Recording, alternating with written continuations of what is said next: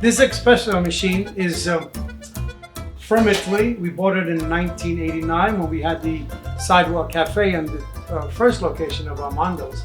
It's all mechanical. You have to decide how much water and how much steam do you want. But what was amazing, because when we had the fire, the water damaged all the electrical contacts.